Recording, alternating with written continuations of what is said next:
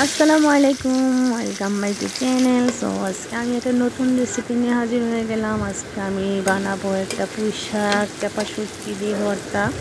So পুঁইশাক পাতা দিয়ে বানাবো। পুঁইশাক পাতাটা আমি আগে থেকে ধুয়ে ভালো করে কেটে নিয়েছি চিকন চিকন করে। তো এখানে আমি প্যানে একটু তেল গরম করে পেঁয়াজ কুচিগুলো দিয়ে দিলাম। পেঁয়াজ কুচিগুলো ভালো করে ভেজে নেব।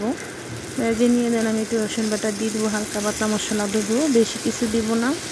হালকা একটু হলুদ, একটু মরিচ দিয়ে ভালো করে কষাই নিয়ে মশলাটা কষানো হয়ে গেলে দেন আমি এখানে চাপা শুটকিটা দিয়ে দিব। এটা আমি এখানে চাপা শুটকি নিয়েছি বাসমতি শুটকিটা, যেটা বাসমতি সিদ্ধল বা চাপা শুটকি বলে, সেটাই যে বাসায় বলেন।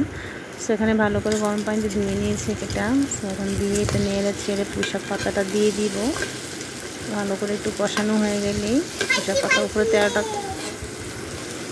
তেলটা উপরে চলে আসলে আমি পুঁইশাক পাতাটা দিয়ে দিব। দেখেন কালারটা কত সুন্দর আসছে, দেখলেই জিভে পানি এসে যায়। আসলে ভর্তা বলে কথা, চাপা শুটকি ভর্তা। এটা পাতা দিয়ে করেছি, পুঁইশাক পাতা দিয়ে, খুবই লোভনীয় একটা ভর্তা।